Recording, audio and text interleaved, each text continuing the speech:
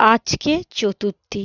আমাদের এখানে একটা প্যান্ডেল উদ্বোধন হয়ে গেল, তোমাদের তাই দেখাতে চলে এলাম। এটা হচ্ছে বিশ্বলক্ষ্মীতলা। এখানকার থিম হচ্ছে পুতুল ঘরের মহাশক্তি। তো প্যান্ডেলের শুধু কালারটা দেখো, দূর থেকেই কত সুন্দর লাগছে। হলুদ আর লালেতে নানান ধরনের পুতুল রয়েছে। আর মায়েরও এখানে নানান রকমের রূপের প্রকাশ আর শক্তির প্রকাশ হয়েছে। তো মায়ের মূর্তিগুলো কত সুন্দর লাগছে। মাও এখানে স্বয়ং কার্তিক, গণেশ, লক্ষ্মীকে কোলে নিয়ে রয়েছে, মায়ের শক্তির প্রকাশ। তো নানান ধরনের পুতুল রয়েছে আর মায়েরও নানান শক্তির প্রকাশ রয়েছে। কত সুন্দর লাগছে। এখানকার পুতুলগুলো তৈরি করেছে বাঁশের সব চুবড়ি আর কুলো দিয়ে। খুব সুন্দর লাগছে।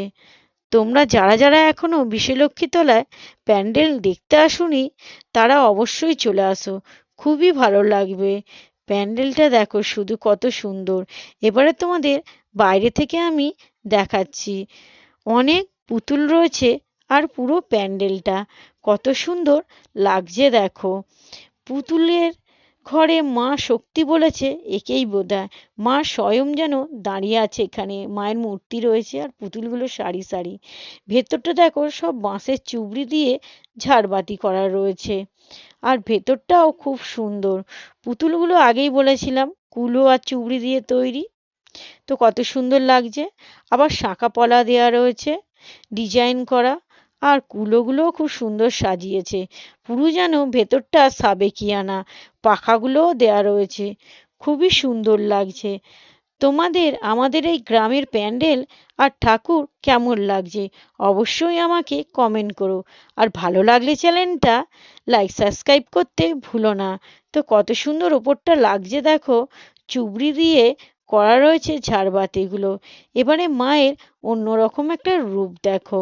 এর আগে তোমাদের অন্য দেখিয়েছিলাম, গণেশ, লক্ষ্মী, মাকে স্বয়ং দেখো।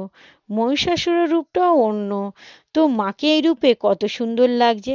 এপাশে সরস্বতী আর কার্তিক। তো কত সুন্দর মাকে লাগছে দেখো।